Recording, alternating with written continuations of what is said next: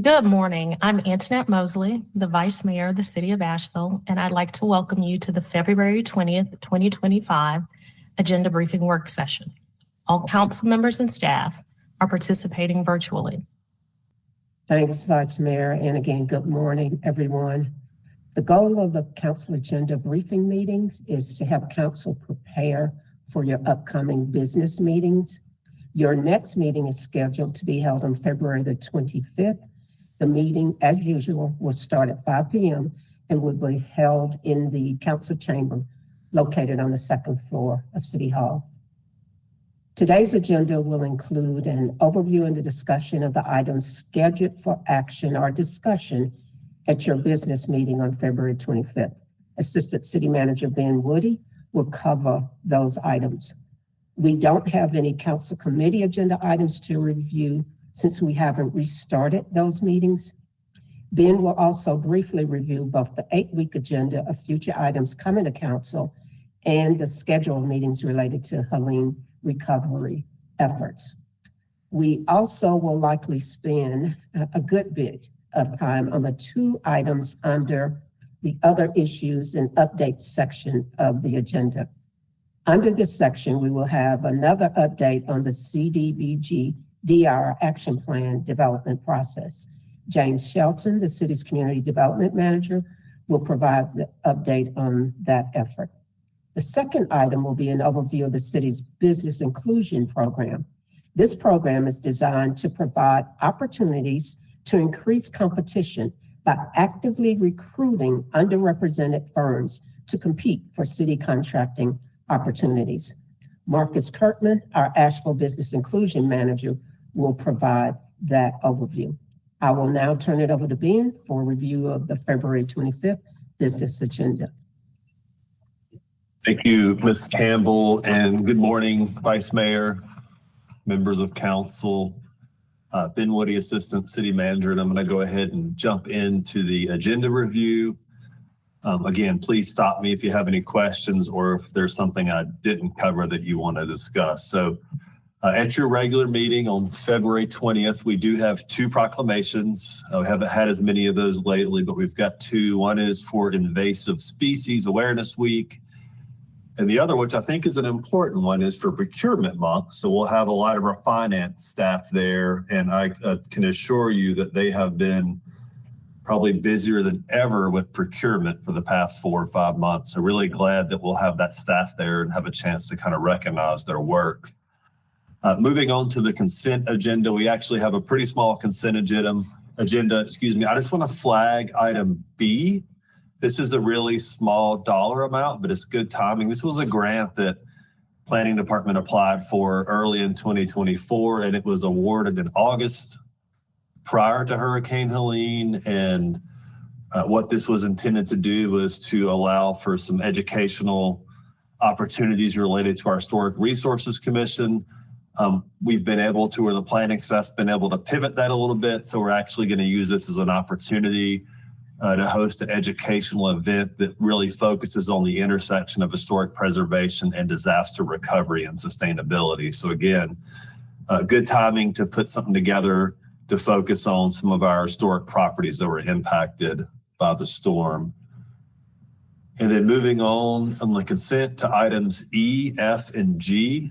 I'm going to cover these 3 together. These are annual grant funding opportunities that the city's transportation department applies for, typically receives, and these grants support transit-related activities. It's an annual process we go through. Combined, these 3 grants total over $1.6 million of funding to support our transit system. Any questions on the consent? Okay, seeing none.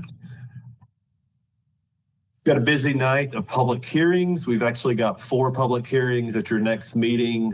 And Talia, if you can show the map for public hearing item, or excuse me, actually, no, that's right. I'm sorry. We don't have a presentation and report. So no city manager report, so we're straight to the public hearings.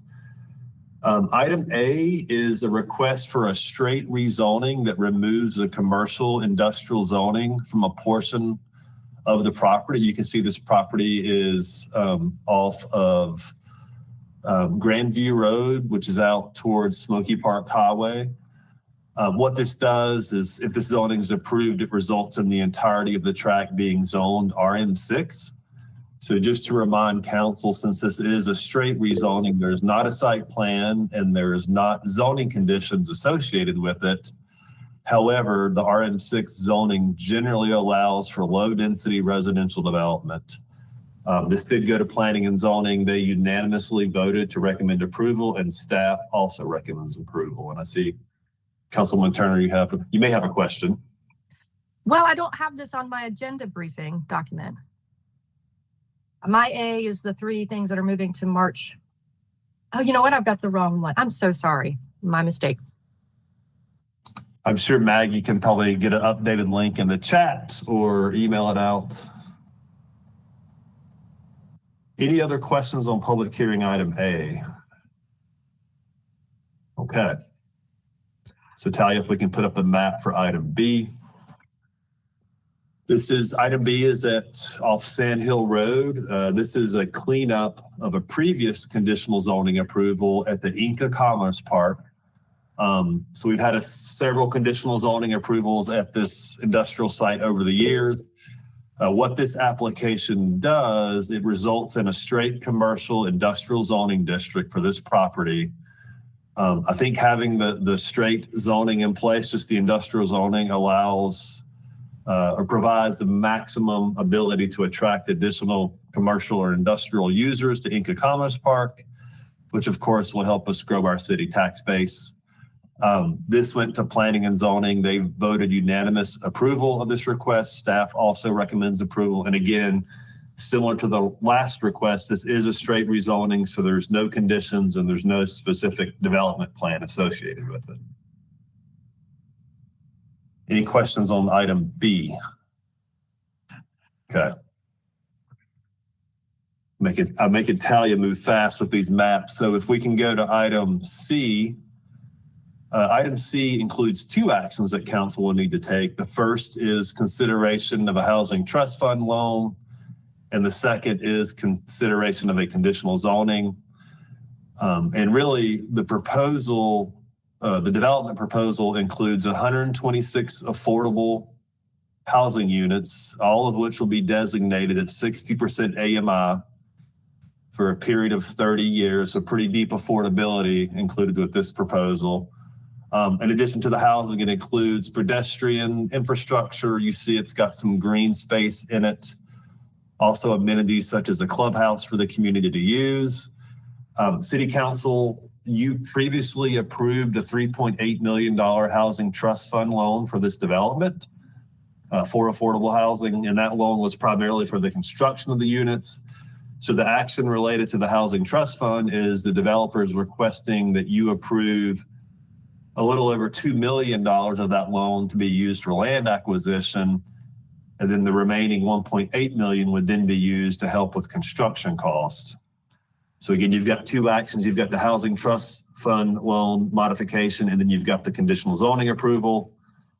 This went to planning and zoning. They recommended approval unanimously, and the staff also recommends approval. Any questions on this item? Making great progress today. So your last public hearing, item D. Again, Talia is pulling up the map for that one. This is actually a conditional zoning similar to item C. This is for an 18-acre tract of land, and it allows for the construction of 304 multifamily dwellings.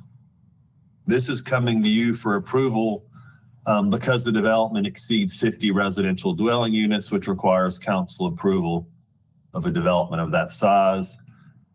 Similar to the last one, this project also proposes pedestrian infrastructure, and it has amenities such as a clubhouse, pool, and other multi-use buildings. This also went to planning and zoning. They recommended unanimous approval, and the staff recommends approval as well. Any questions on item D? Councilwoman Turner. Can you talk to us about any affordability or breakdown of bedroom sizes? I can't read that. So this request is not proposing affordability as a component of the unit count. I know Chris Collins is on the call. Chris, are you able to readily provide a breakdown of some of the unit types? And he may not be, and if he's not, we can follow up with that. Good morning. I could take a look. I don't have it in my head right now, the unit type breakdown, but I could look into it and see if I could answer that in a minute, if you'd like. So yeah, we can include the unit breakdown as part of the follow-up document then. Hey, one more. Since we're in this other realm of ordinances coming to us in March, could you also do total square footage? I mean, it's on that page. I just can't read it. Thank you. Yeah, we'll get a breakdown. Matter of fact, we'll do it for we can do it for both multifamily products, include a little bit of a breakdown. Councilman Allman.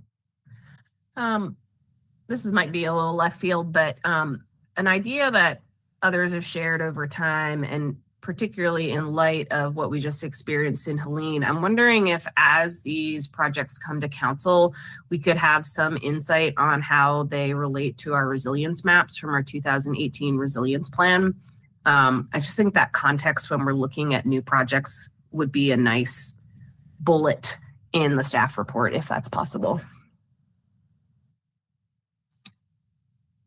Yeah, I think it is. And again, we'll, like Chris heard that obviously, and we'll go back and talk to planning staff about what that would look like to include that as part of the analysis.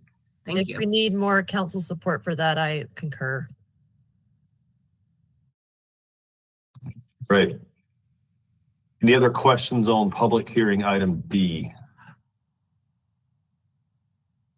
Okay, we're moving along. So under new business at your meeting, we have our annual public comment on the FY26 budget priorities. This is, of course, in addition to the required budget public hearing that council will hold later this year. So again, this is an opportunity for anybody to come give council comment on priorities for the upcoming budget process. As is typical, budget staff will provide a brief presentation to council and the community before we open up the public comment. And that concludes the review of this agenda. Any other questions or comments?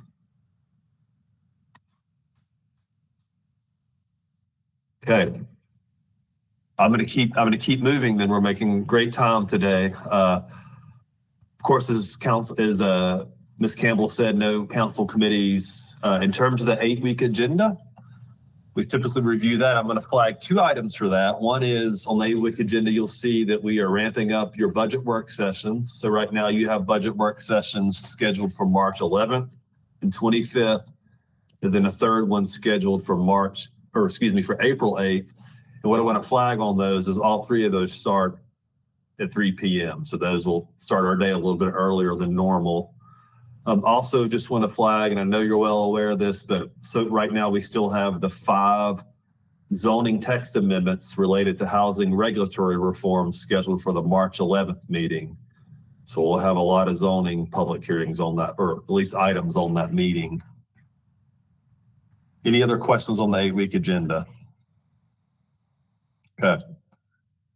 The other document we've put together in response to some feedback from council is our recovery briefing agenda schedule. So there's a lot of information on that. I'm going to cover one item today.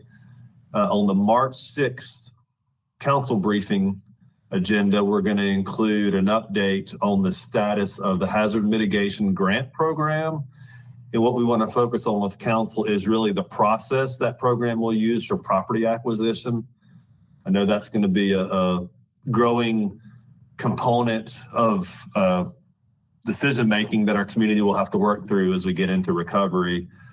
One of the other things that we want to do as part of that meeting as well, hopefully, is provide a preview of a potential interlocal agreement with the county. We hope that's far enough along, but essentially the hazard mitigation grant program is administered through the state of North Carolina. And then underneath that, of course, the county and city will be involved in potential property acquisition as homeowners elect to enter that program. So we'll have a pretty good update on that, hopefully at March 6th. Any other questions on the recovery briefing? Ms. Campbell, go ahead. I'm sorry, I should have raised my hand, but I think this is another example of how the city and the county is trying to collaborate on processes and so that we can have consistency, particularly related to this program. So I just wanted to highlight that. Yeah, that's a great point, Ms. Campbell, and hopefully you'll see the state, county, and city really working together to meet the needs of the community. Councilwoman Roney. I know we'll have more questions about this, but it has certainly been a hot topic in our community. Are we at a point where the rental assistance funding that was available to us, that was allocated, has been fully depleted, or are there outstanding balances with our partners that haven't yet been allocated or distributed? You want to have Nikki respond, or James is on the line. Hey, good morning. Nikki Reed here. So I heard the question, and so I just wanted to repeat it and make sure I understood it. So we're looking for an update for our rental assistance allocations to see the progress of the overall program.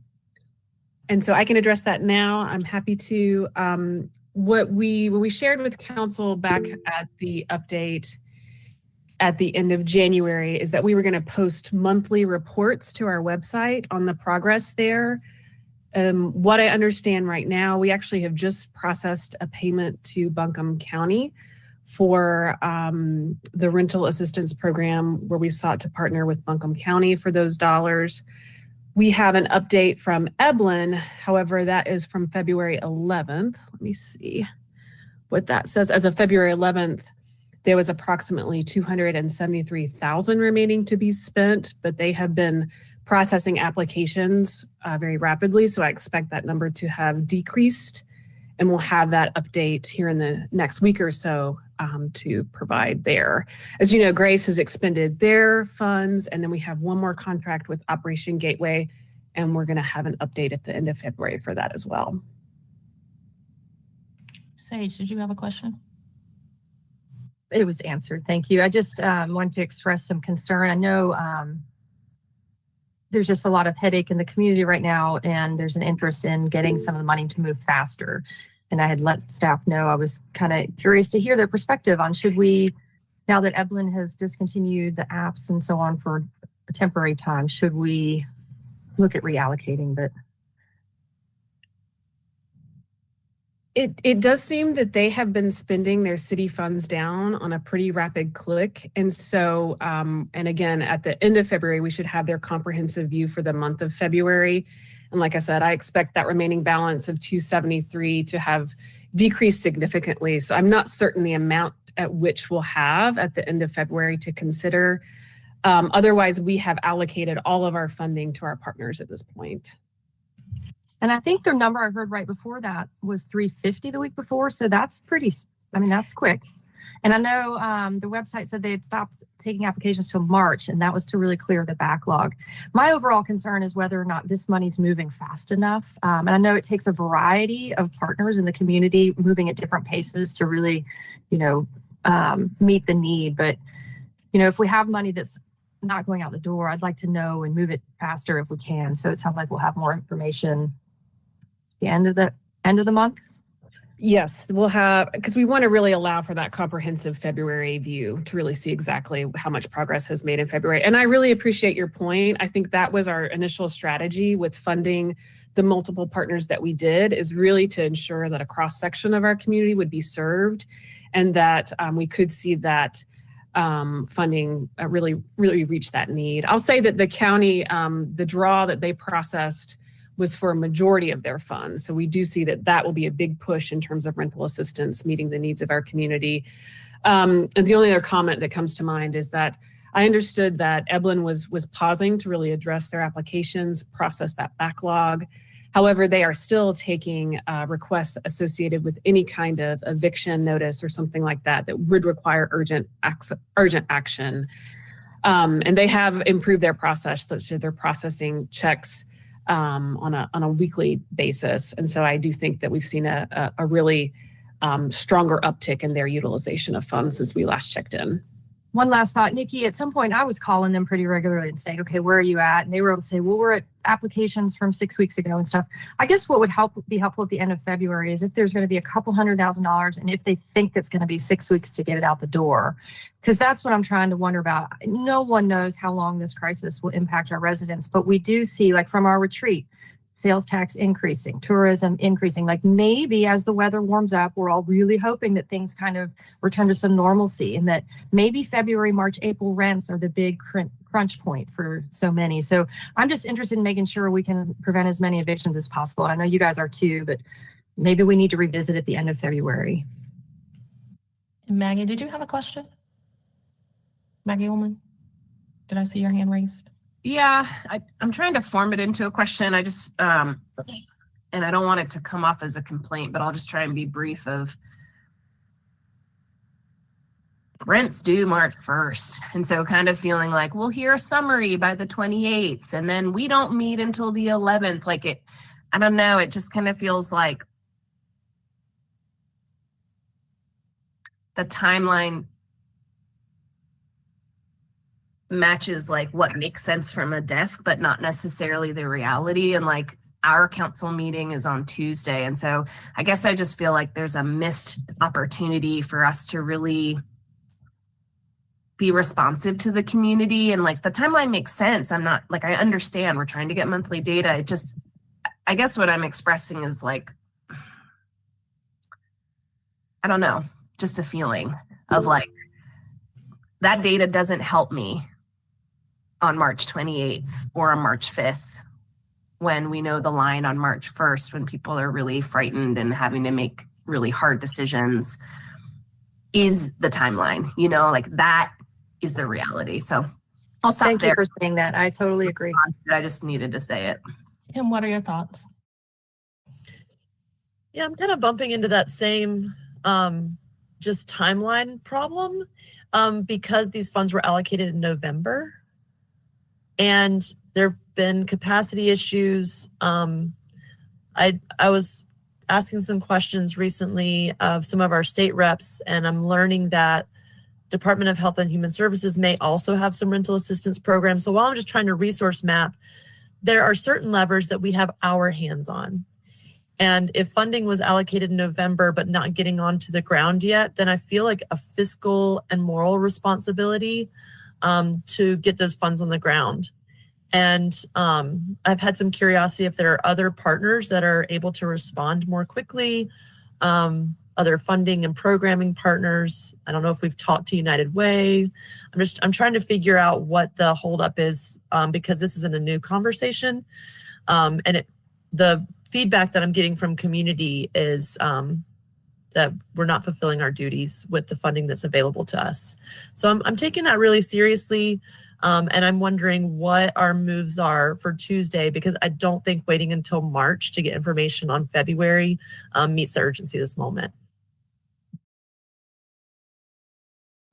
If I can just share, you know, I really appreciate that. And I want to reflect on two things that you mentioned is that, yes, I acknowledge, you know, the city is not the only entity that is providing rental assistance.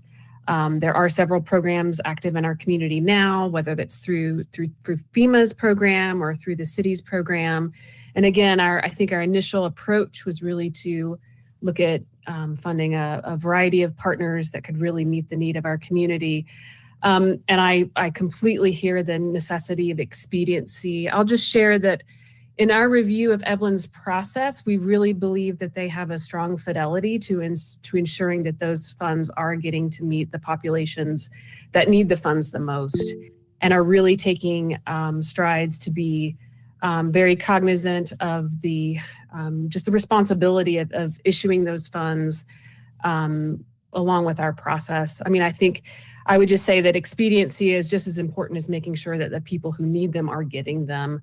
And so we're aware of that, and that's really why we've been working with Evelyn on ensuring that their program is set in place. They have the ability to fund not just 1 month of rental assistance at a time, but multiple months if that is the case that they're dealing with. So we've been working with them on that, but believe that they have a strong process, which is why we continue to work with them on their funding. My hope and follow up is to depersonalize this and just really talk about like our responsibility to get dollars on the ground. And also I had forgotten important part of the timeline is that eviction filing for March is March 5th. So if we put ourselves in a decision gap between Tuesday and our March 11th meeting, and evictions are happening because we didn't move our dollars on the ground, that once again just points to like, are we doing our job? And I am interested in moving the dollars onto the ground so we don't have evictions. So can I be a little explicit? I have two questions. The first question, Nikki, is you mentioned that they've spent down to 273,000. I'd be interested in knowing how many families have been served with that. The second part is, am I hearing a desire from council to claw back the money and put it in into another organization? It's just not clear to me as if that's what people are saying, because no one is saying that explicitly. So I think this might be a good time to discuss that. Vice Mayor, thank you. Kim, I so appreciate what you said. This is not personal. We need to depersonalize and get the money on the ground. I would support, clawback so aggressive. I would support reallocating funding from agencies that are not able to move as quickly to ensure that the funds are in the hands of the folks before these critical dates. If that means that we are taking Eblin's balance back and it's 200,000 and we have another partner in the community ready to expedite it, that would be great. I think the information we all ideally would have and should think about for a long-term strategy if we have more disasters is understanding the need as it happens. You know, if you call Eblin, they can tell you we have X amount of applications and the next one in line is from this month. And if you call Grace Covenant, they can tell you we have, you know, a list this long and there's 10 people on it and they need X amount of dollars. So, you know, it's just kind of, we're forcing our way through a messy situation as best we can. I think we can do it better next time, but for now, let's get the money out. If it needs to be pulled from an organization that can't move quickly, I support that.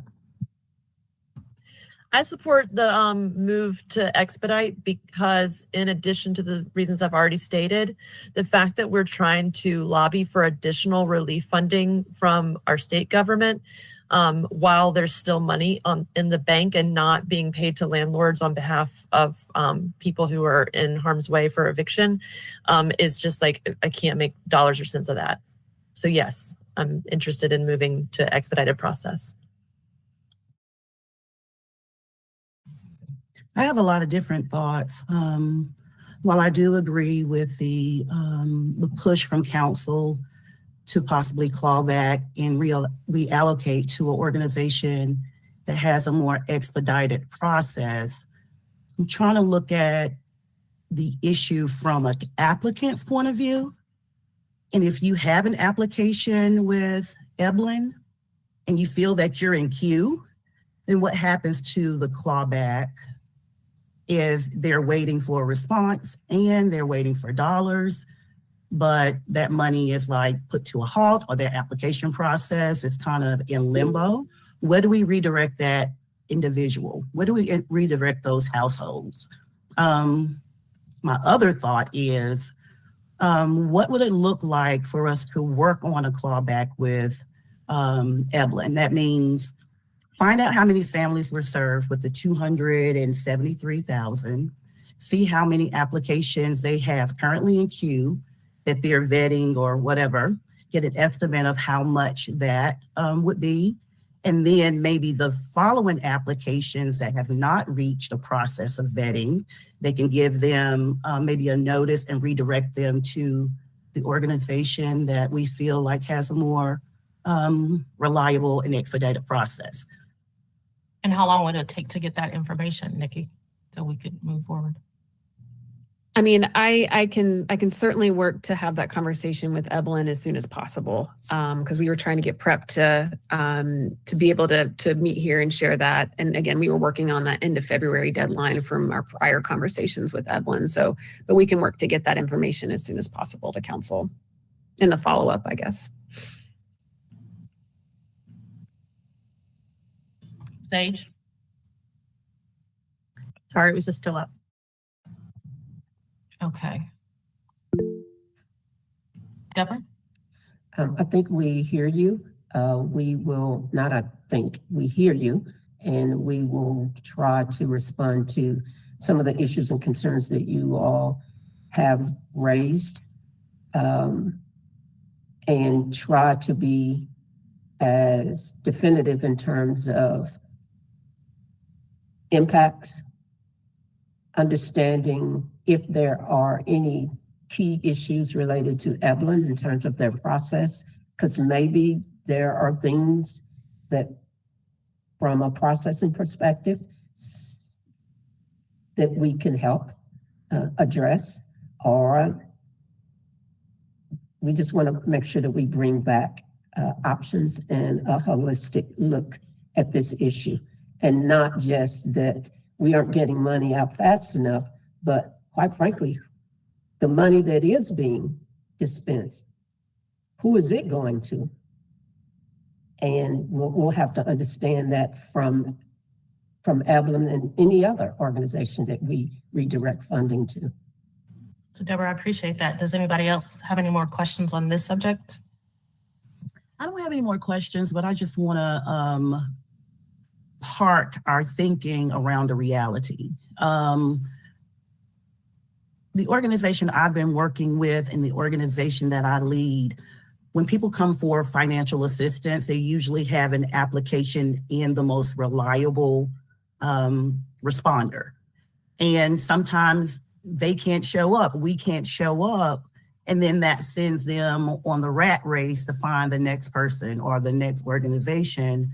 So I know we want to move things fast because we feel like fast is effective. And I'm not saying that I don't agree with the clawback, because I do believe that we have been patient with Evelyn's process for the purpose of fidelity. But I just want us to do it the most responsible way. I appreciate that. Anybody else? Okay, Ben, hand it back to you, or what's up next? So that brings us to our other issues section. And I don't, Ms. Campbell, do you want to do anything to kick us off, or? Sure, I think I did some comments about these subject matters in the intro, but we'll just ask Mr. Shelton if he can give us an update on the CDBG DER action plan. And essentially, his presentation is going to entail, this is the process, this is the kind of information that we need to provide for you all, because you will be taking action, official action on this plan. We want to provide for you the data, some of the information that we are receiving from our public comment meetings, as well as a timeline and a schedule of when the official action needs to take place, how we are going to keep you all informed. We're not going to show up with a final plan and say, act on it. We're going to take you along the process. So Nikki, anything you want to? I'm so sorry. I would be remiss if I didn't share that at the beginning of this meeting, we had reached out to Evelyn and we did receive an update. So I will be able to provide an update to council. I'm so sorry. I just saw it in my email inbox. So I don't want to circle us back to rental assistance, but if I may, they did share that as of today, 113 households have been assisted with the funding. There's roughly 200,000 left remaining in their balance, and they're projecting right now that that remaining amount will be used up by mid to late March. So again, we can follow up with council in writing after the meeting, but I just wanted to make sure that I shared that because it had come into my inbox. So That's really helpful. Thanks. That's good to know. Otherwise, I will turn it over to James. Thank you, Deborah.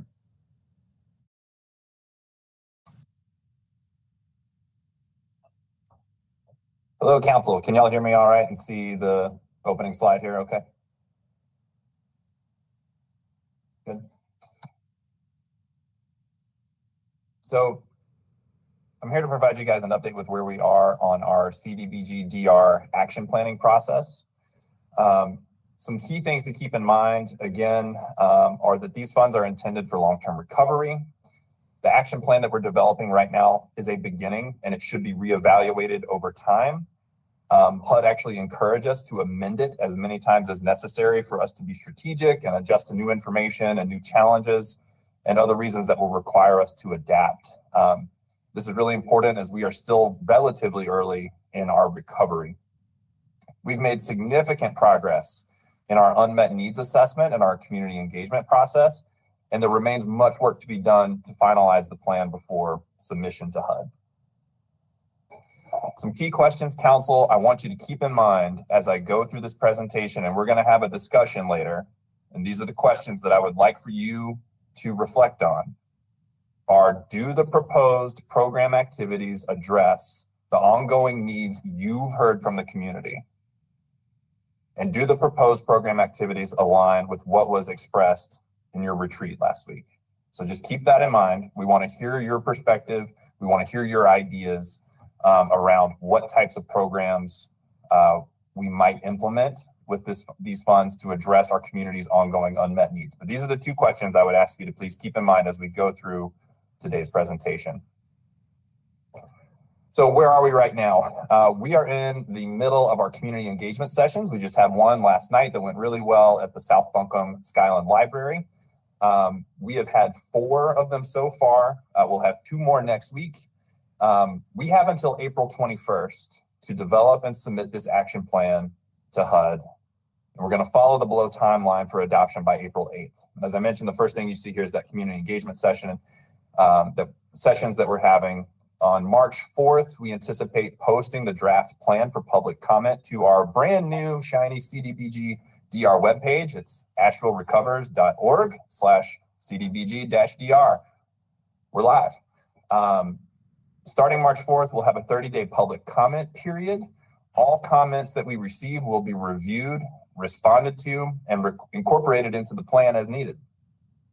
Also during March, we'll have 3 community engagement sessions where we'll hear from the public about their reaction to what is in the plan. Each of those sessions will be focused on economic recovery, housing, and infrastructure, each with a single focus. On April 8th, we'll bring a final presentation of this plan to you for your approval, and it will outline the entirety of the proposed activities and funding levels. After April 8th, we will upload the plan components to HUD through their disaster recovery grant reporting system. So our community engagement, our public engagement has gone really well so far. We had our Helene Recovery Priority Survey that closed on February 2nd. Nearly 6,900 responses. You guys have heard this already at your retreat, but the key concerns identified in that survey were infrastructure resilience, housing stability, economic recovery, food security, and sustainability. As I mentioned, we've held 4 of our 6 scheduled public engagement sessions for this month. They've been focused on providing our community with CDBGR program information, as well as hearing directly from residents, business owners, nonprofit leaders, and other stakeholders about what they see as our community's ongoing unmet needs.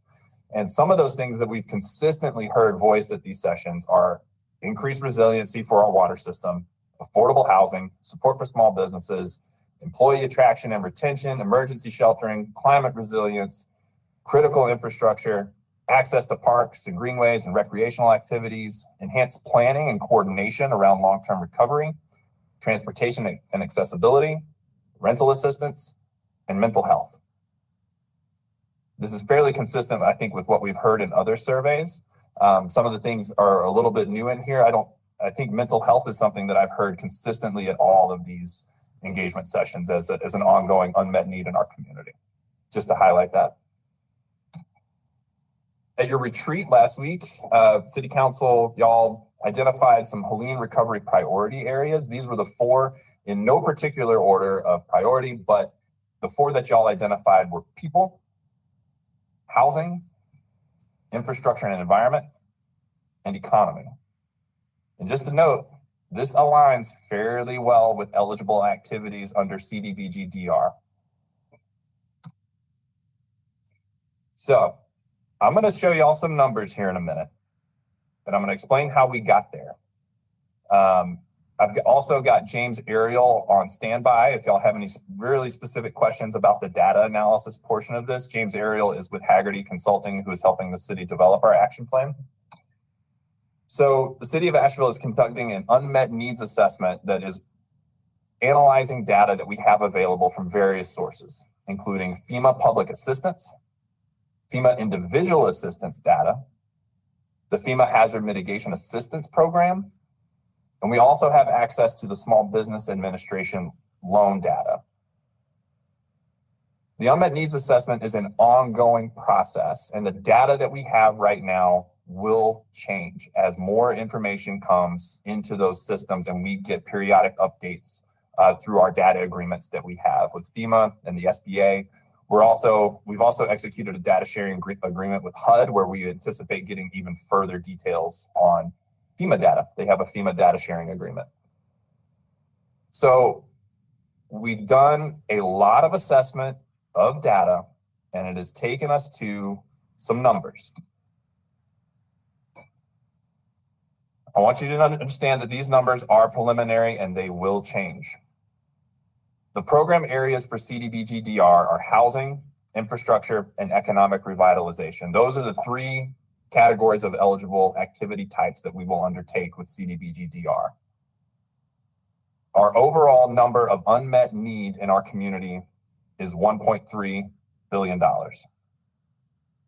with the largest being in infrastructure at $859 million in unmet need, $465 million in economic revitalization, and $31 million in housing.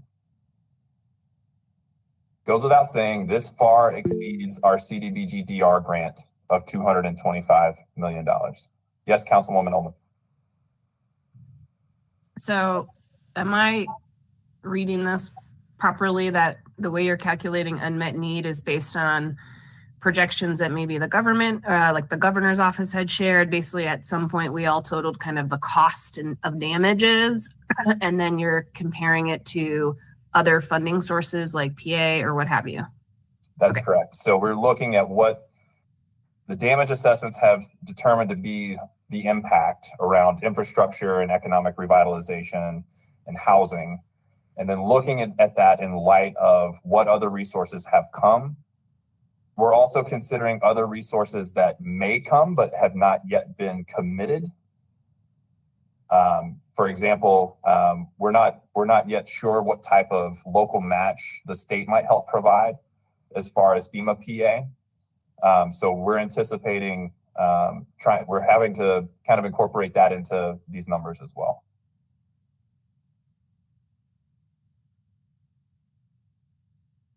It's a big number, but what I would like for y'all to see is that our infrastructure, I don't think this is surprising to our community, that our infrastructure impact was ginormous. Our economic impact was astronomical, and our housing impact was huge. $31 million is not a small number, but in context of the impact of this storm on our community, it results in about a 2.3% of the need in housing. So I just want y'all to keep the scale in mind. So what do we need to do with this? We have a $225 million allocation. The typical path forward is to match your allocation amount with what your percent of need looks like, and identifying programs within each of those buckets. However, there is flexibility around that based upon our local priorities and what we hear from the community and what you council identify as your priorities. Those percentages do not have to exactly match in terms of how we allocate this funding. There is flexibility. I want to make that clear. So we're in the process right now of identifying what types of programs should we implement to address identified unmet needs in our community within each of these three buckets. And then we'll make determinations around how should we fund them with the resources that we have available in the context of other resources that should be coming.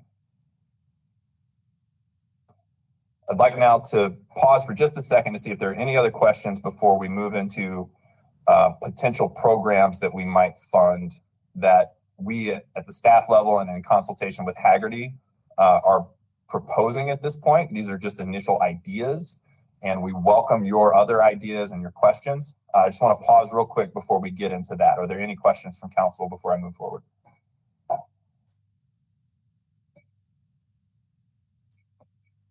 Just a reminder that CDBG-DR activities have to meet a three-way test, 3 pillars. One is a tie back to the disaster.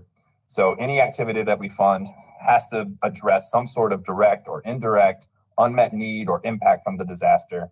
It also has to meet a national objective defined by HUD. And those 3 national objectives are benefit to low to moderate income individuals. 70% of our dollars must be in that category of benefiting low to moderate income individuals. And the reason for that is we know that in disasters, those who have the least amount of resources to recover with. So that's why this program is targeted. 70% of our dollars must do that number one thing. The remaining amount of our funding can go to address urgent need or prevent or eliminate slums or blight. Those are the HUD definitions of their national objectives. And the third test is it must qualify as an eligible activity. And again, that's those 3 main program categories of housing, infrastructure, economic revitalization. And the fourth one is mitigation, which is kind of baked into all the other 3. That's where any activity that we undertake has a resiliency component added to it. So our potential programs that we propose to you today, and we welcome your feedback around housing, are an affordable multifamily housing construction program that will serve as gap financing for new construction of affordable rental units or affordable units within our community. Housing support services to provide housing counseling or other things that help guide people toward housing solutions. An infrastructure, an emergency sheltering program. And I know that sounds like housing, but in the HUD, in the Department of Housing and Urban Development world, emergency sheltering is not technically a home. It's intended to be a public service or a public owned type of activity. So it's categorized as infrastructure, but you can think of that as housing, as part of the housing solution. The second piece of that is an infrastructure program to address investments in city-owned infrastructure and making our infrastructure more resilient for future disasters and bringing it back to be what it needs to be for the future. Thirdly, economic revitalization. We propose a program for revitalization of flooded commercial districts. This includes placemaking and bringing our flooded areas back to be vibrant places for commerce and for other activities. We propose a small business support program. This could include things like grants, loans, business coaching, as well as any other kind of activity that might help a small business get started, such as seed loans or seed grants. And the third and final one is a workforce development program that could provide training or resources for Asheville residents to get certifications. This could also potentially fund education facilities around workforce development. I'm going to pause. There's a lot here. Let's talk about it. Any thoughts, council? This is and as James Ariel, our counterpart with Haggerty, has said to me many times, this is written in sand. This is a beginning. This is an idea, and we welcome your feedback.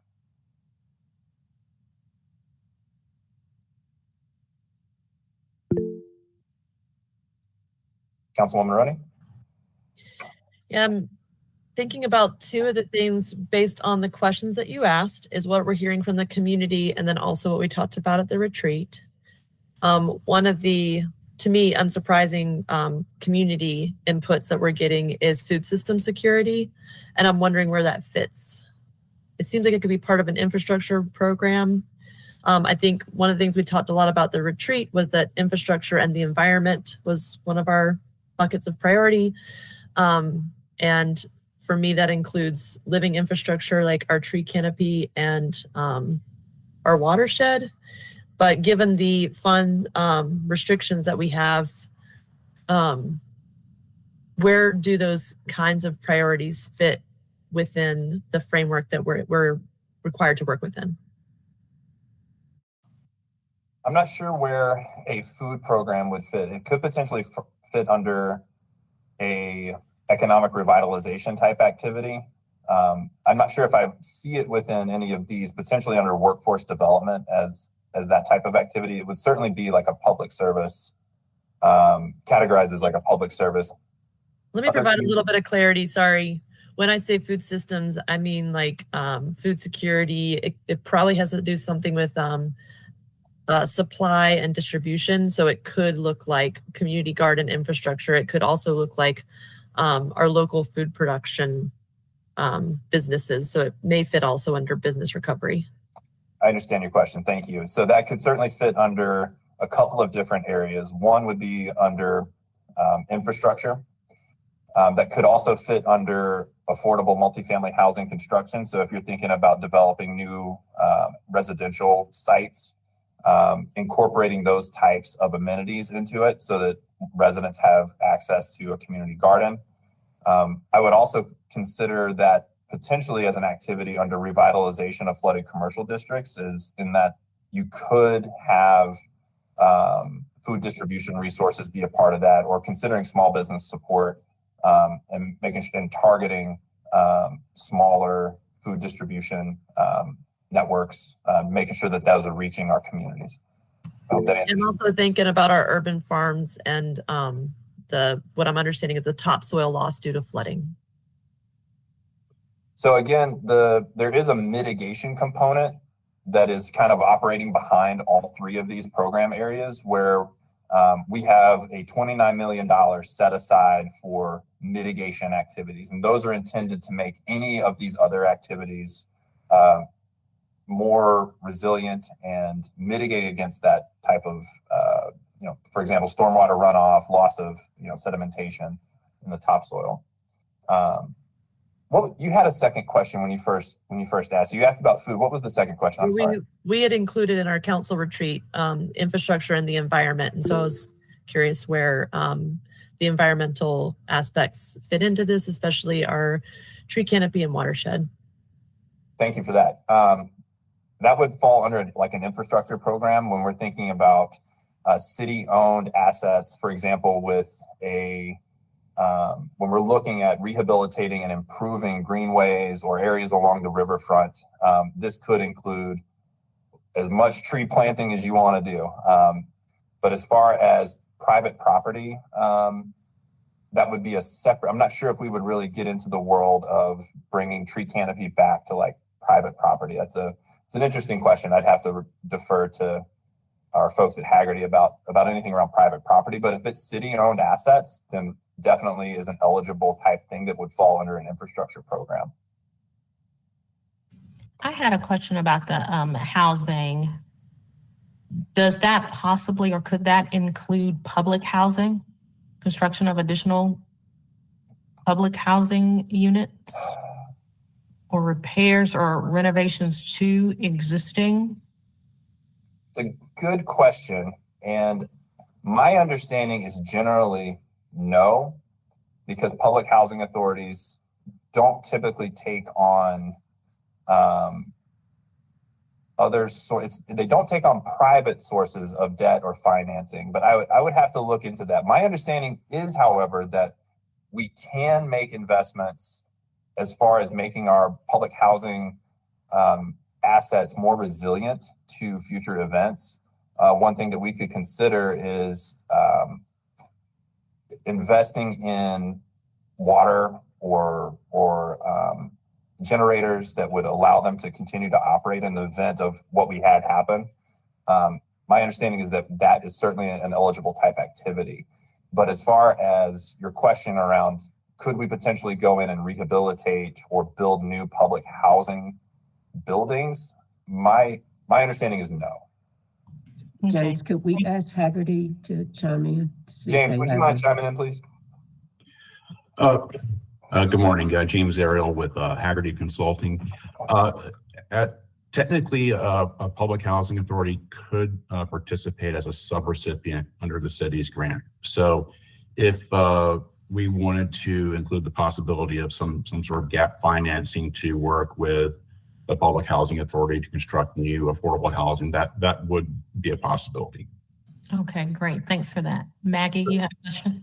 So just to clarify, that would fall, James, underneath our affordable multifamily housing construction program. We would just subrecipient that to the housing authority. Correct. Some portion of that. Understood. Thank you. Yeah, James, I was going to say, I think both of you all were right in terms of your response. Cool. Glad to hear. Okay, Maggie. You're muted, Maggie. I'm sorry. Pardon.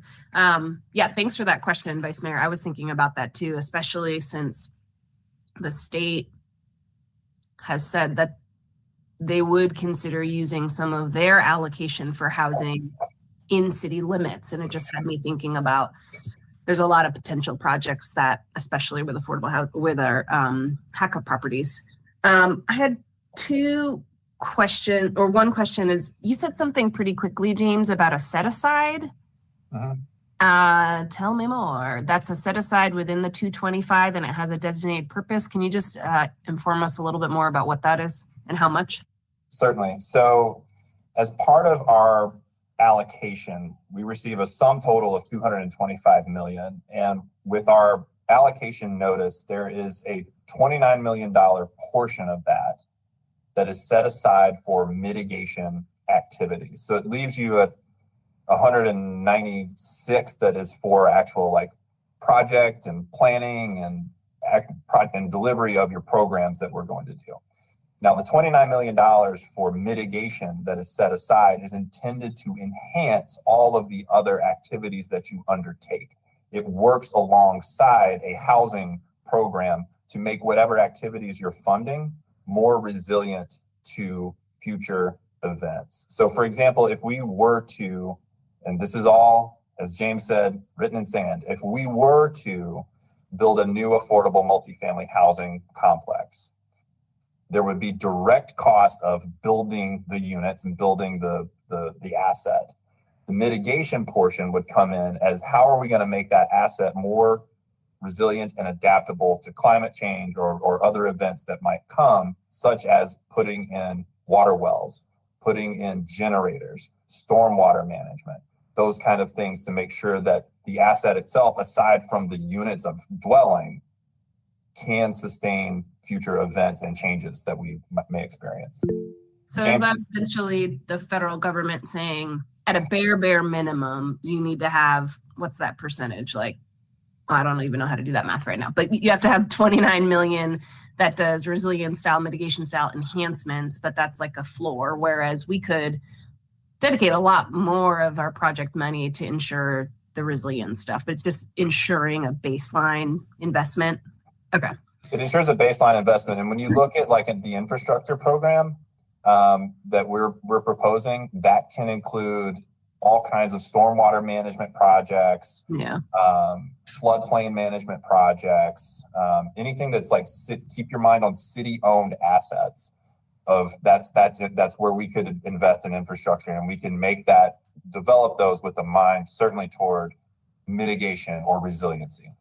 Great. And then my second question was, earlier in the deck, you had a picture that looked like a building and kind of broke down the different requirements for the spending of this money. And we know, that with HUD money, there is that really important focus to benefit low and moderate income folks. Could you just explain a little bit more how we operationalize that context? Is it a matter of understanding where infrastructure goes relative to census tracts with folks? Could you just talk some more about that? And then if you have a sense of how much of the city land is then eligible for some of this money to be spent, or is that not the way I should be thinking about it? I just would like guide me a little bit more in understanding how we'll operationalize that and what becomes off the table or on the table as far as geography, or just tell me a little more, please. Certainly. So the statutory requirement is that 70% of our investments must benefit low to moderate income individuals or low to moderate income census tracts. So when we look at infrastructure investments, for example, there is a HUD map that outlines which census tracts qualify as an LMI census tract. And that's defined as a census tract where at least 50%, at least 50% of the residents' households are low to moderate income. In the Asheville area, for a family of 4, that income level is $74,800 a year. That's the 80% rule. So 80% area median income and below is considered low to moderate income. For our area, $74,800 a year for a family of 4. So, for example, if we look at investing in a multifamily housing project, there is certainly the opportunity that there might be middle income units as part of that. So that 80% to 120% area median income, but that would not help us meet the 70% requirement. So there's a couple of ways to think about this. Is if we do a housing project that's 100% affordable, 100% of those dollars in that project qualify to meet the low to moderate income benefit. If we make investments in census tracts around infrastructure, that also helps us to meet that low to moderate income benefit requirement. There's another called limited clientele. So that's a project where the benefit would go to like a limited number of people. For example, an emergency shelter would qualify under that limited clientele. The people they serve would be low to moderate income, though they wouldn't necessarily be like permanently living there. The service they provide is to the benefit of low to moderate income people. The remaining 30% of our dollars, so the 70% is like the rule. We have to do that. It's not like we can get a waiver around it. 70% of our dollars must benefit low to moderate income individuals. The remaining funds, after we meet that requirement, can go toward addressing urgent needs, which is really kind of loosely defined as projects that would address immediate health or welfare of the community. And there's a fairly broad way to meet that urgent need requirement. For example, our business stabilization grants program that y'all helped us to stand up over the last few months, we used our existing CDBG dollars to stand up a new program, and we qualified that as a urgent need. So we did not necessarily put the onus on ourselves to have to track, is this going to necessarily benefit low to moderate income individuals? We did write it into our contract that we want to see that. But as far as a HUD perspective, that wasn't the national objective we qualified under. And the third that we could do outside of that 70% is, I don't like these terms, but it's the HUD terms: prevent or eliminate slums or blight. These are investments in areas that, have historically just kind of fallen into disrepair. It's a rarely used national objective. And Councilwoman Ullman, you had one question around city land. I'm sorry, I forgot what that question was around city land. And then Councilwoman Roney, I see you have your hand raised. Thank you. Thanks for going into this. Yeah, what I was trying to understand, so understanding how the supplies, particularly your examples from the housing side, make a lot of sense. And I'm thrilled that these requirements are there. This allows us to not have to waver as a community, and what I feel like my colleagues and I have been saying, like, all in. What I was curious about is when we look at the unmet needs on infrastructure, there's clear stuff where low moderate income communities need more support on their infrastructure, totally. But there's also just kind of looking at our system and our network of our stormwater or water infrastructure. What I'm trying to understand is, how does this apply when we're looking at water infrastructure, for example? Like if we need to redo a pipe and it goes through a census tract that doesn't apply, how does that work? So I think I might be getting into weeds more, but I'm trying to understand the infrastructure context of like how much of our city is falls into these census tracts versus not, and what type of geographic scope that might that define for us for our infrastructure spending. So again, this might be in the weeds, so we can come back to this later, or maybe there's a map, or just I have a curiosity around that as we overlay it with our infrastructure needs. And it probably aligns with the anti-displacement map too. I'd be interested to see how those overlap. And I live in the weeds, so thank you for asking the question. So there are federal maps that are provided, and that lay out exactly which census tracts fall within the LMI category. And just thinking off the top of my head, I do know that the River Arts District from the railroad overpass to Meadow Road falls within that on the east side of the river. The Central Business District falls within that. There are areas across the river in West Asheville in the Emma neighborhood, and I believe that there's one more or two more in South Asheville. I can't recall off the top of my head, but we can certainly provide the link to the maps to you guys. That would be great. But to go back to your question around if we replace a water pipe, the question isn't necessarily where's the water pipe, it's who benefits from the water pipe. So that's what we would look at. And also we could look at addressing outside. I think we could really think about, and this doesn't matter what I think, but our strategy needs to be, we need to meet that 70% overall benefit. So got to do it. The remaining 30% can go toward, we don't need to worry about necessarily exactly who all benefits. It benefits us all, benefits the community in its entirety. That's what the remaining 30% could go toward. Appreciate it. Yeah, sharing those maps would be great. Thanks. Sure. Councilwoman Running. All right, I have 3, hopefully not too long ones. I'm hearing the Vice Mayor's question about the anti-displacement mapping. Are we using our missing middle housing study and our neighborhood vulnerability index data to inform this process so that we're not starting from scratch on new data, but using some of our existing resources? Those existing resources are certainly informing the types of programs and will inform the policies and procedures that we develop around how we implement these plans or these programs. We'll certainly have to refer to those plans when it comes to actual actual activity selection. So when we're thinking about, an emergency sheltering program, where we'll have to look at maps and is this in a safe area? Does it make sense to place the emergency shelter in this location? Or if we're looking at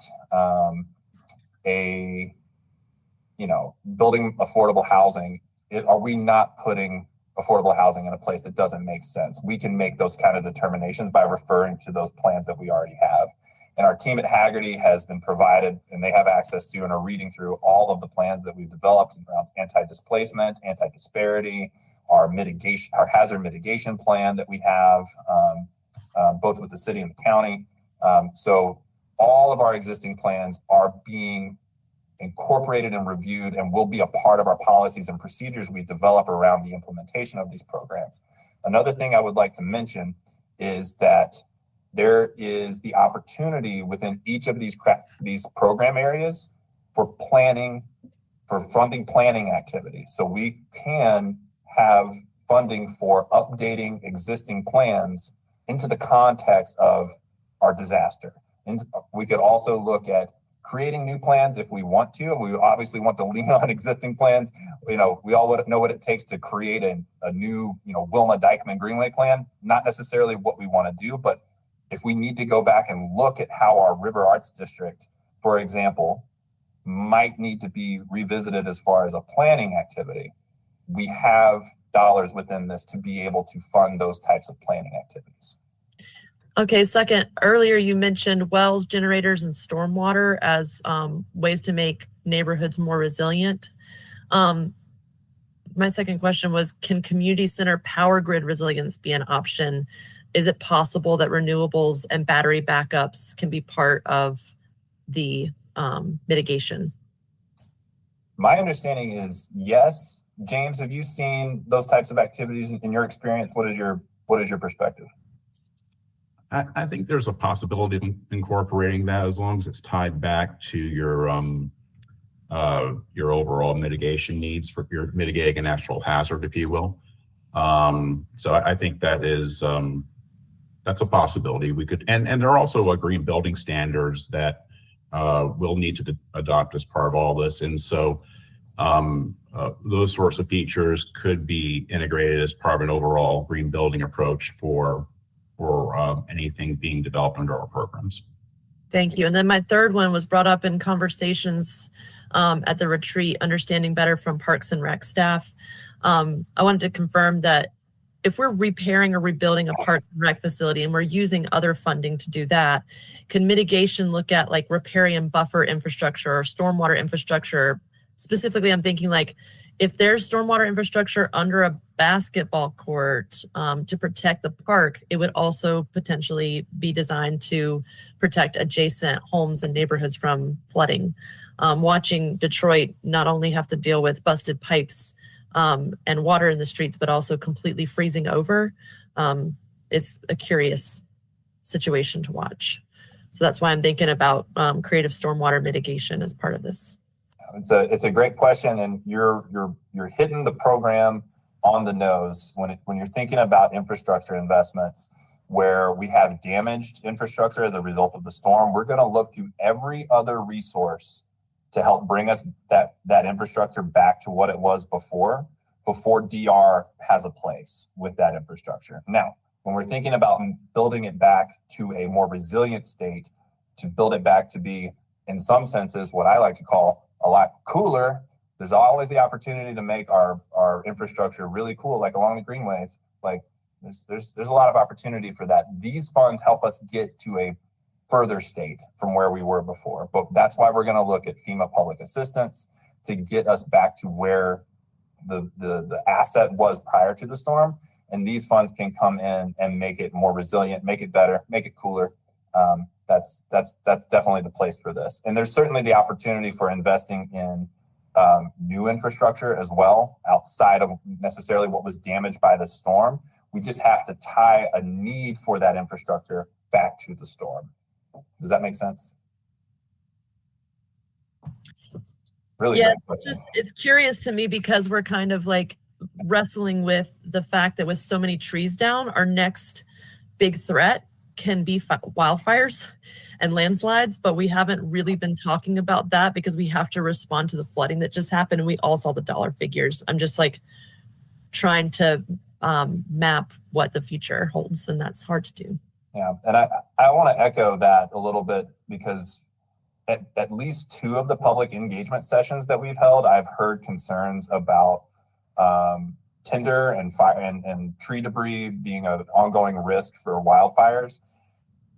DR doesn't necessarily have a place for looking at, for example, forests and getting vegetative debris out of that, except as part of another activity around infrastructure or housing development. But I would say that thinking about how do we make it ourselves more adaptable to fire in the future is definitely going to need to be considered. And that's where we would look at, for example, USDA programs to help clear that debris out. Thank you. Thank you. Council, any more questions? I want to make sure we have time to get to the disparity study information too. James, are you almost at the near completion? I'm at the end. Y'all kept my key questions in mind. Y'all did a great job. I just want to highlight some next steps for you guys so that you know where we are in our process. Next week, we will conclude our public engagement sessions. As I mentioned, we've got one at the Grant Southside Center on Monday night and one at the East Asheville Library on Wednesday night. On March 4th is when we anticipate having a draft action plan published for public comment. And we'll collect online comments for 30 days, and we'll have 3 feedback sessions, each focusing on housing, economic recovery, and infrastructure. Dates and times to be announced. Also throughout the month of March, we're going to go through a financial management and grant compliance certification process. This makes sure that we're able to properly manage these funds and be responsible stewards of it over the long term. And part of that also includes a staffing assessment and recommendations for augmentation. Y'all will recall last week I came in front of you and asked for you to authorize us, not me, to submit an action plan to HUD for our administrative portion of these dollars. So we have submitted that to HUD, and they are reviewing that right now, which will allow us to fund staffing and other implementation needs in the long term. So thank you for that. April 3rd, public comment will end, and then on April 8th, we will be in front of you, council, asking for your approval. After that, we will have to upload that plan into the HUD management system, and we'll have to have that done by April 21st. That's the hard and fast deadline from HUD. Y'all have this in your mind. Y'all know it's for long-term recovery. We've done a lot of work. We got a lot more to do, and CDBG-DR has to work in concert with other recovery resources. You've already given me your reactions, questions, feedback, and suggestions. Thank you so much. Thank you, James. That was wonderful. Deborah, I'm going to turn it back over to you, please. Absolutely. Thank you. Our next item is one that we heard a little bit of kind of concern with a action that was discussed at a council meeting, as well as we heard some concerns about our business inclusion program and ensuring that we are reaching out to underrepresented contractors, vendors in our community. And we thought that it would be good if we provided you all with an overview of our program and the aggressive way that our almost a year, Marcus, maybe, business manager is addressing some of those concerns and moving our business inclusion program forward. So I will turn it over to Marcus, and I believe that Rachel Taylor may also be here, and I wanted to just give a shout out to Nikki Reed because this division is under her, it's in her department as well. So Marcus, I'll turn it over to you. Thank you very much, Ms. Campbell. Good afternoon, council. Thank you for being here. Marcus Kirkman. I serve as our business inclusion manager, here to share and present our Asheville Business Inclusion Program. Next slide, please. Key takeaways. In 1993, our city conducted its first disparity study, and we adopted a race and gender neutral MWBE policy. The next disparity study was conducted in 2018, resulting in a race and gender conscious policy, which became effective January 1st, 2021. Our MWBE program was then renamed the Asheville Business Inclusion Office.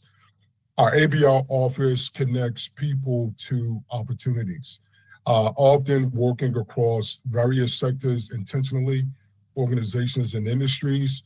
We use a strength-based approach to achieve our early wins, which I will be sharing later in our presentation.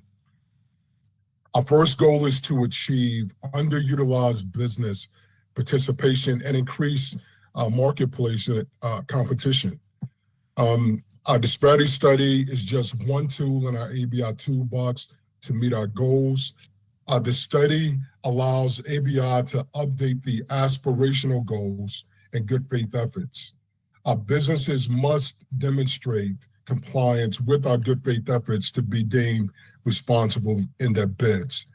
The lowest responsible bidder selection applies to many contracts, but not all. To continue our impactful successes, ABI will focus on providing excellent core services, leaning on valued programs, community partners, and providing services to support these businesses as part of the broader economic ecosystem. ABI will roll out internal training opportunities and resources to build organizational capacity. Slide, please. Our ABI office, again, in 93, the city conducted its first disparity study, adopting a race and gender neutral MWB policy.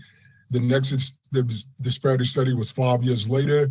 and our race and gender conscious policy became effective January 1st, 2021. Program was renamed the Asheville Business Inclusion Office. As Ms. Campbell referenced, April of last year, I was hired as the ABI manager, and my top priority and the team's top priority was to rebuild the program by relationship building through intentional outreach, training, and matchmaking. A large part of this work was cross-sector work, working with city staff, prime contractors, subcontractors, and government agencies, and also business support providers. Next slide, please. The goal of the ABI office is to cultivate underutilized firms' participation in the marketplace and growing the number of what we refer to as ready, willing, and able firms. The more RWA firms that we have in our marketplace, it actually drives down our cost to do business. It increases opportunities for underutilized firms, and it increases business participation in the economic ecosystem. ABI connects with projects and staff in really three important core ways. The goal setting committee reviews projects before the bid is posted. ABI attends all pre-bid meetings to explain and clarify compliance with the ABI policy. ABI also provides hands-on outreach and matchmaking as requested. ABI reviews submissions for compliance with our ABI policy, specifically around good faith efforts. Next slide, please. Our ABI programs and impacts and early successes which we have had. According to the most recent utilization report dating back April of last year to January of this year, we have used, as a city, 46 MWB firms. This accounts for $2.65 million in MWB awards, representing an increase of over $500,000 from the previous year over the same time frame. We've had a very aggressive community engagement process. We've hosted 4 outreach events with over 75 participants. I developed what I call the ABI Inspire listserv. It has over 175 unique firms that we engage with on a weekly basis, 2 to 3 times communication engagement a week. McCormick Field was one of my early robust MWB outreach events, and it resulted in a 12.2% utilization of MWB firms, with the expectation to increase as more subcontractors are brought on. Since April of last year, there have been 17 new MWB firms that have been certified with the city, and we now present our ABI policy and procedures overview during the new hire orientation to increase awareness and build familiarity with. Slide, please. Yes, Councilwoman Mosley. Actually, can you go back one slide for me? So this is good news to me, the 2.65 million, especially since it's an increase of 500,000 over the previous year. I'm curious to know what percentage of the overall awards then went to MWBE firms. Do you have that information? I do, 2.57%. Really appreciate that question. And that's actually an increase. That's up 0.74% from the previous year at the same time frame. Okay, thank you, Marcus. You're certainly welcome. Again, part of our early successes and our impact since April, we worked closely with Bloom Construction to host MWB outreach events, work also with AB Tech Small Business Center and the Small Business Technology and Development Center to host events like creating an effective capability statement for business owners, which provides business development support. Establish very effective relationships with NCDOT to support MWB participation directly after Helene. On October 29th and 30th of last year, NCDOT hosted 6 small business outreach events, 3 in-person sessions each day for recovery contracts in Western North Carolina. On this December 3rd, there were 2 in-person sessions to register businesses as small business enterprises on the spot and start the pre-qualification process with NCDOT, which allows MWBs to bid on NCDOT contracts. The pre-qualification is really key to engaging in that work in the efforts. Next slide, please. Our response to Helene, it was immediate. In October, we quickly established contact with the MWBs to assess what their needs were. There was strong enthusiasm for supporting recovery efforts. I conducted an early assessment of those businesses that were ready, willing, and able to conduct debris removal. Established direct relationship with Ashbrit after Ashbrit assumed the debris removal contract. And I met directly with the owner of Ashbrit, Randy Perkins, and engaged and developed a really great relationship prior to his passing, unexpected passing, and presented a list of MWB firms who were ready, willing, and able to conduct debris removal operations. And I might add that in that conversation with Randy and Ashbrit, I was very explicit of our commitment to local businesses engaging in the recovery efforts, and it was well received. In December, collaborated with Ashbrit and hosted the City of Asheville ABI and Ashbrit Debris Removal Contract Opportunities Outreach event at the Dr. Wesley Grant Center. Since then, 9 MWB firms have been hired by Ashbrit and contracting for debris removal. One of those firms is a certified arborist, and a second of those firms actually secured an NCDOT hauling contract. Next slide, please. Our disparity study. It is one of the tools in our ABI toolbox, but it's not always the best tool for every problem and every challenge. The disparity study does inform our ABI policy. It highlights tremendous opportunities to increase business participation marketplace. This really pairs well with James's presentation on small business and economic revitalization. The disparity studies highlights for us how we're able to drive down our cost of doing business by lowering contract costs as low as possible, by growing the number of ready, willing, and able underutilized firms in our marketplace, which builds a very robust Asheville economic ecosystem, which contributes to our Western North Carolina recovery efforts. Our ABI office is focused on using all of our tools in our toolbox to reach our core goals of increasing MWBE utilization and building capacity. Next slide, please. The disparity study provides a legal framework, and importantly, it establishes the need and the justification for the city to continue this important work. The study established the disparities and determined the aspirational goals based on the availability of ready, willing, and able MWB firms in each procurement category.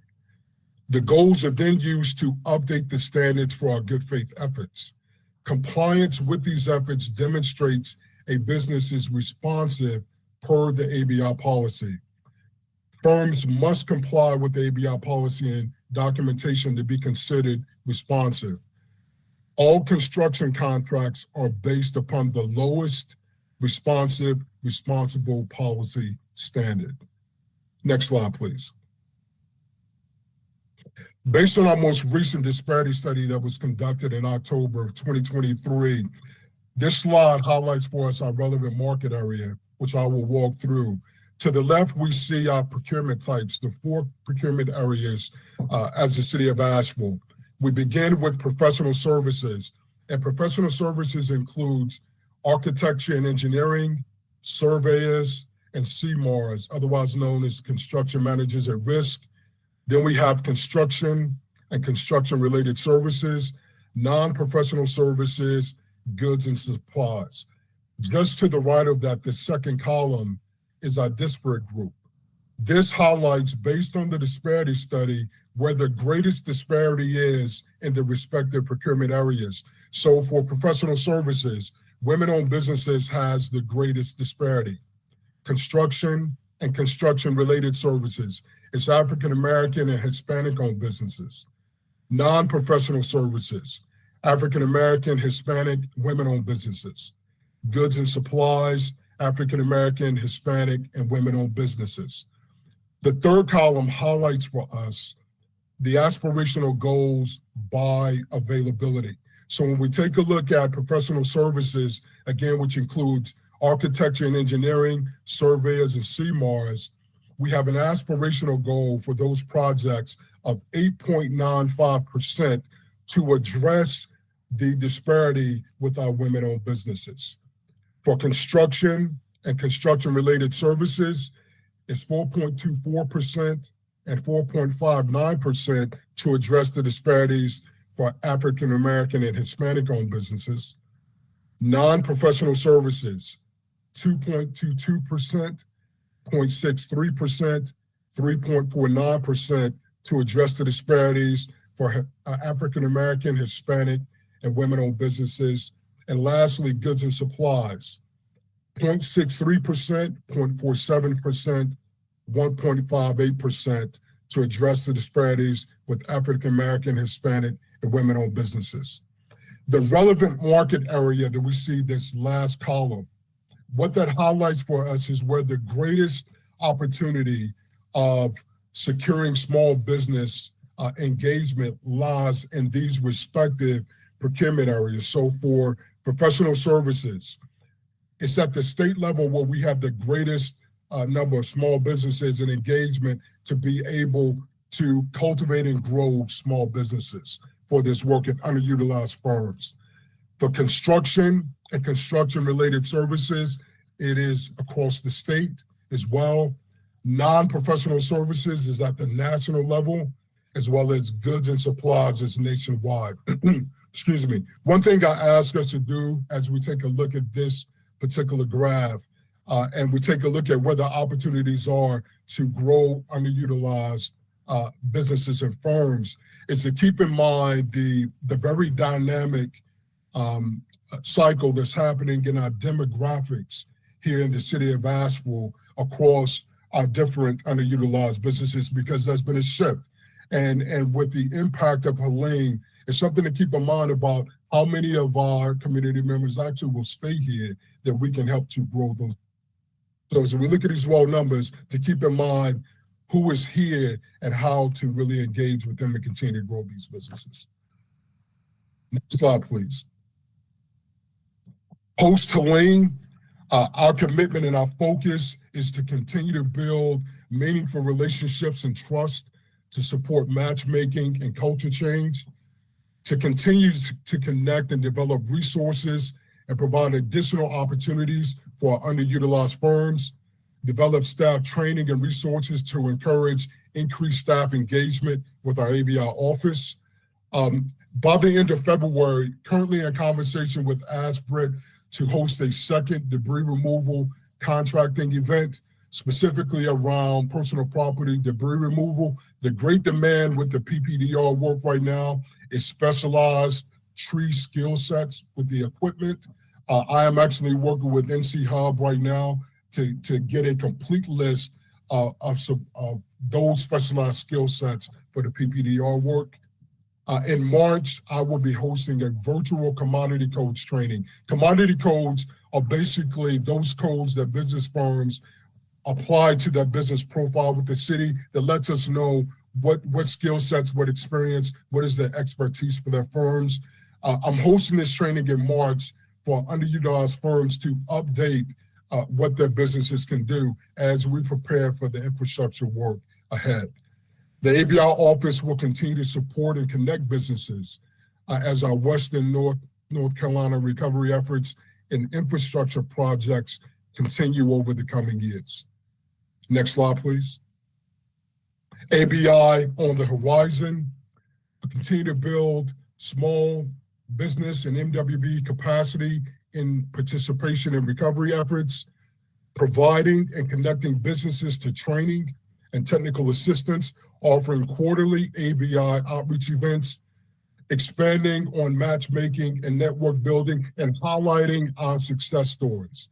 McCormick Field and Ashbridge are just two examples of what is possible and what we're excited about moving forward.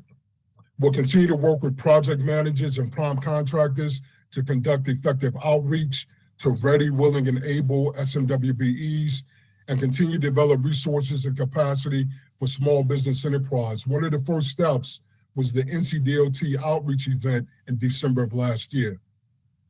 Next steps for ABI include furthering organizational awareness and best practices through our internal ABI training, and rollout is expected in next month, beginning with department leadership and project program managers. Next slide, please. Key takeaways in conclusion. In 1993, conducted our first disparity study. The next disparity study was conducted in 2018, and our NWBE program was renamed the Asheville Business Inclusion Office. We connect people to opportunities, working across sectors, organizations, and industries, using a strength-based approach to achieve our early wins. Our first goal is to achieve underutilized business participation and increase marketplace competition. Our disparity study is just one tool to meet our goals. The study does allow us to update our aspirational goals and good faith efforts. Businesses must demonstrate compliance with those good faith efforts to be deemed responsive. The lowest responsible bidder selection applies to many contracts, but not all.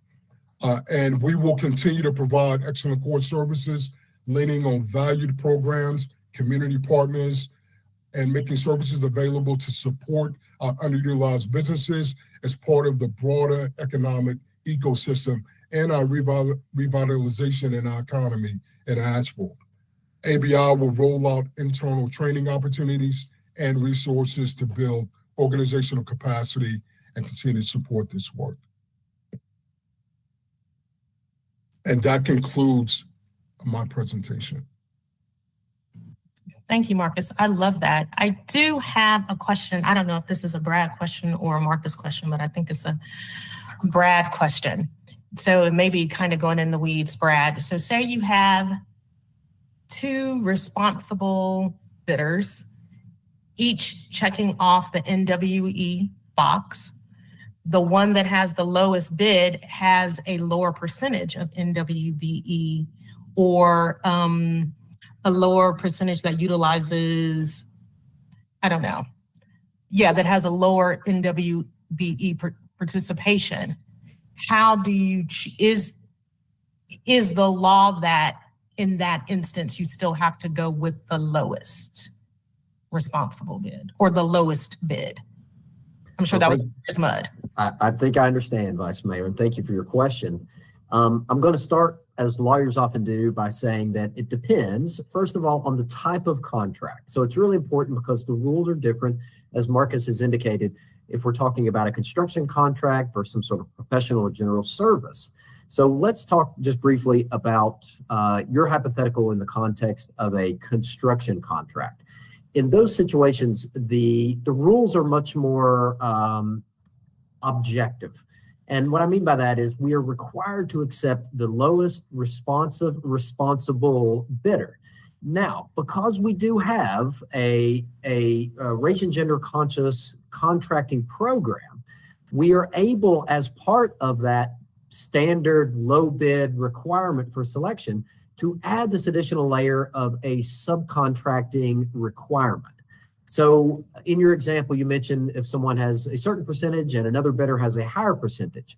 The goal there would be for us to make sure that each one of those hit the minimum percentage requirement. So if, for instance, one of those was a little below the requirement, then they would have failed to meet the necessary requirement, barring a limitation on good faith efforts as an alternative compliance methodology.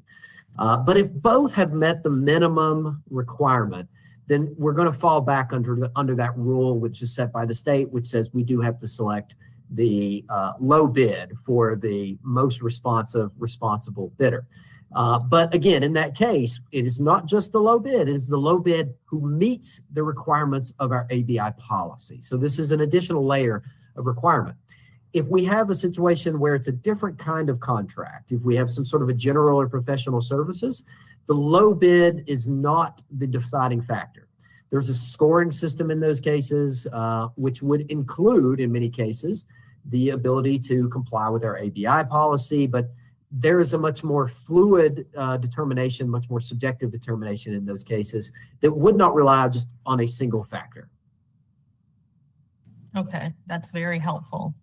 Any other council members have any questions?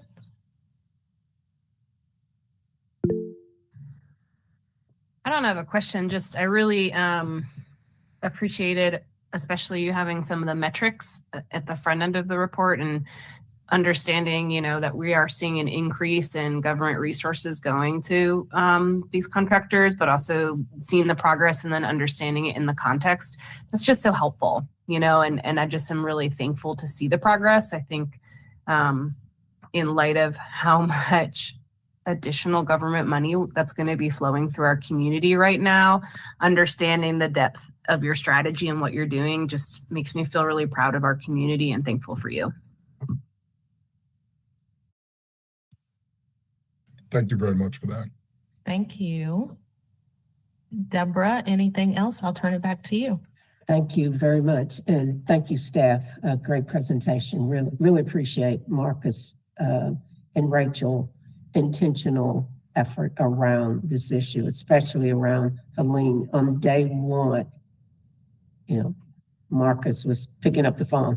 So really grateful for your outreach and passion around this effort.